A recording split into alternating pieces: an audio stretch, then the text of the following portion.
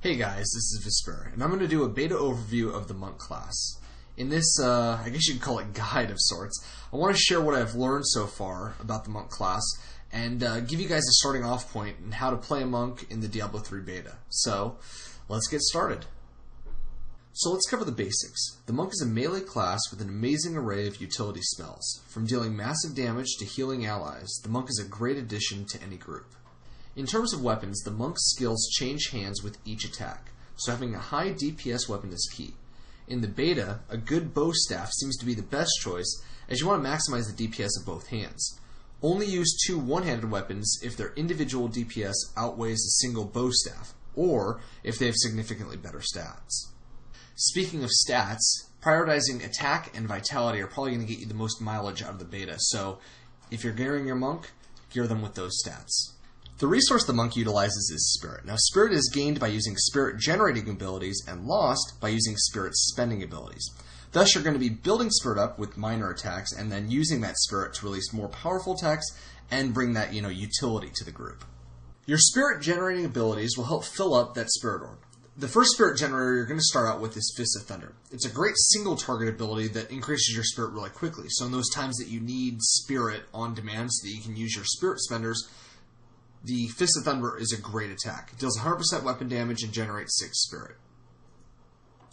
The second Spirit generator that you're going to get is Deadly Reach. Generates another 6 Spirit, but it does a little bit more weapon damage. It does a line that goes through the enemies, attacks some multiple enemies, and has a little bit longer reach than Fist of Thunder. It's a little bit slower, so I wouldn't say it's as good as generating Spirit overall, but it's still really good in terms of multi-target DPS. The third Spirit generator that you're going to get is Crippling Wave. Now, this one's great if you're going through dungeons and want to mow through a bunch of enemies. It's more of an AoE Spirit generator. It has a wide arc that attacks any enemies caught inside that arc. Deals 100% weapon damage, similar to Fist of Thunder, and it dazes enemies and slows their movement by 50% for 1.5 seconds. Really good if you just want to mow through guys and make sure that they don't get away from you. The final Spirit generator that you're going to get in the beta is Exploding Palm. Now, it is a lot of fun to use. The first 2 strikes deal 100% weapon damage, but the third strike causes the target to bleed for 65% of weapon damage for 3 seconds. Now, if the target dies during that third strike, it explodes, causing 40% of the target's maximum life all around it. It is an amazing thing to see, really cool graphic, and it does a lot of damage to nearby enemies. So now that we've talked about ways to get Spirit, let's talk about some fun ways to spend it. So the first ability that you're going to get is going to be Blinding Flash.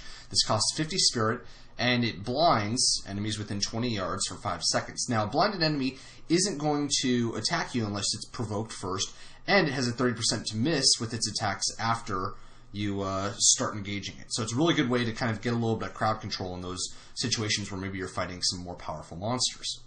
Lashing Tail Kick is a roundhouse kick that does 130% weapon damage and knocks back enemies.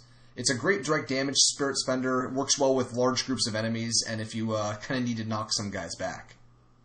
The next Spirit spender that you're going to get is called Breath of Heaven. It's an AoE healing ability that heals you and your friends, if they're nearby, for quite a bit of health. It adds a lot of utility to the Monk class and, kind of gives you the valuable role of being a warrior healer.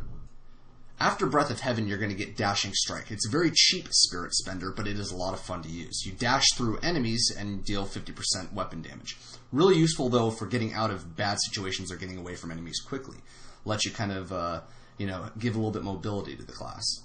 Lethal Decoy creates an illusion of the character that explodes after a couple seconds. Now, I think this could be more powerful later on, but for in the beta, it almost seemed like it just took too long because the enemies die so quickly anyways, so it'll hopefully have more utility later on.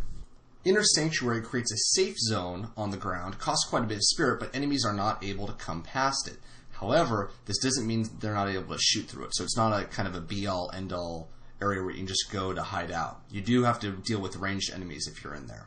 The third set of skills that you're going to get are called mantras. Now, they're kind of like auras where they're going to buff you and your party while you have them active. You can only have one active at a time, but some of them are quite powerful. Now, the first mantra you're going to get is Mantra of Evasion. It increases the dodge chance of you and your party by 30% for 2 minutes. It works great if you have a group of melee classes or when fighting large groups of enemies.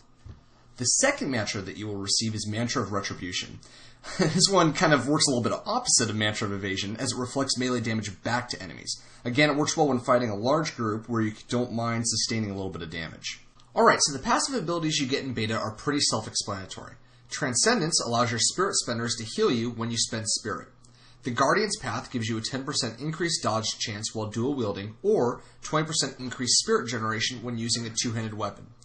Fleet-footed simply increases your base movement speed by 10%. Useful if you're wanting to run a little bit faster.